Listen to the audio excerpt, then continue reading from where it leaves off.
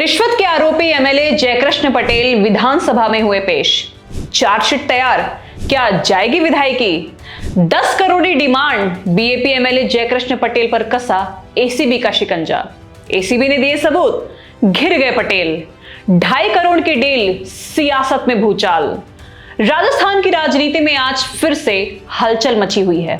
एक तरफ आरोपी विधायक, दूसरी तरफ सदाचार समिति और बीच में करोड़ों की रिश्वत का संगीन आरोप। नमस्कार, मैं हूं आपके साथ ज्योति शर्मा। आज विधानसभा की सदाचार समिति के सामने बीएपी विधायक जयकृष्ण पटेल पेश हुए। उनके साथ एसीबी के जांच अधिकारी से भी पूछताछ हुई। ये कहानी सिर्फ एक एमएलए की नहीं, बल्कि ये कहानी है सत्ता, सिस्टम और सदाचार की असली परीक्षा की। बुधवार को राजस्थान विधानसभा में सदाचार कमेटी की अहम बैठक हुई। कमेटी के सामने 2 लोग पेश हुए, बीएपी विधायक जयकृष्ण पटेल और एसीबी के जांच अधिकारी संदीप सारस्वत। कमेटी ने दोनों से तीखे सवाल दागे, जिसके बाद सारस्वत ने मीडिया से कहा कि जो साक्ष्य हमसे मांगे गए थे वो हमने कमेटी को सौंप दिए हैं।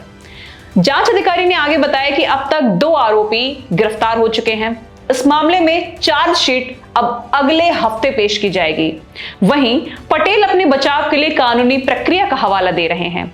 हर आरोपी को सेल्फ डिफेंस का अधिकार है, लेकिन जांच की दिशा अब यह साफ संकेत दे रही है कि फाइल अब निर्णायक मोड़ पर है। बता दें कि पिछले साल 4 मई को विधायक आवास से एसीबी ने बीएपी विधायक जयकृष्ण पटेल को उन्हीं के घर से गिरफ्तार किया था। आरोप था कि उन्होंने खनन विभाग से जुड़े सवाल विधानसभा से वापस लेने के लिए एक मोटी रिश्वत मांगी थी। एसीबी के मुताबिक विधायक जयकृष्ण पटेल ने 10 करोड़ रुपए की डिमांड की थी। जी हां, कोई छोटी मोटी डिमांड नहीं है ये। बाद में ये सौदा 2.5 करोड़ रुपए में तय हुआ। इस केस में कुछ और लोग भी पकड़े गए थे। बाद में सभी को हाईकोर्ट से जमानत मिल गई थी। यानी 10 करोड़ की मांग और फिर 2.5 करोड़ पर डील, ये आरोप ही साबित करते हैं कि मामला कितना जहरीला है। फिर एसीबी की कार्रवाई के बाद विधानसभा अध्यक्ष वासुदेव देवनानी ने यह केस सदाचार कमेटी को भेज दिया, जिसकी पिछले साल के सितंबर के मानसून सत्र में रिपोर्ट आनी थी, लेकिन समिति ने ज्यादा समय मांग लिया। इधर सदाचार समिति के सभापति और बगरू विधायक कैलाश वर्मा ने बताया कि पटेल ने जो समय मांगा था उसकी मियाद अब खत्म हो चुकी है। अब दोनों विधायक और एसीबी अधिकारी को नोटिस देकर बुलाया गया। समिति का साफ कहना है कि विधायकों के आचरण पर कोई समझौता नहीं और भ्रष्टाचार पर 0 टॉलरेंस।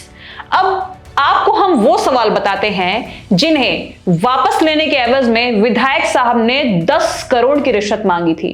तो उनमें पहला सवाल यह था कि क्या करौली के टोडा भीम के गांवों में अवैध खनन हो रहा है? दूसरा, क्या पहाड़ी क्षेत्रों में अवैध फार्म हाउस बने हैं और सरकार उन पर क्या कार्रवाई कर रही है? तीसरा, कि क्या इन फार्म हाउस में वन्य जीव रखे जा रहे हैं? अगर हां, तो कार्रवाई क्यों नहीं की जा रही है? चौथा, क्या वन भूमि पर कब्जा कर नशे की तस्करी हो रही है? इस पर सरकार ने क्या किया? इन सवालों के 2 दिन बाद ही खनन विभाग पर लगाया गया दूसरा सवाल और उसके ठीक बाद रिश्वत का बड़ा आरोप। बस यहीं से ये पूरा विवाद फूट पड़ा। अब सदाचार समिति सबूत, जवाब और एसीबी के इनपुट के आधार पर ये पूरी रिपोर्ट तैयार करेगी और ये सीधी जाएगी विधानसभा अध्यक्ष के पास और वही ये तय करेंगे कि विधायक पटेल पर आगे क्या कार्रवाई होगी।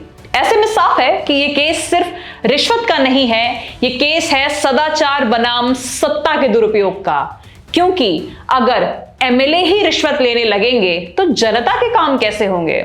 आप इस पर अपनी राय हमें कमेंट्स में जरूर बताएं कि रिश्वत या भ्रष्टाचार में शामिल ऐसे जनप्रतिनिधियों पर क्या कार्रवाई होनी चाहिए, क्योंकि ये जनप्रतिनिधि आपके ही चुने हुए हैं। नमस्कार।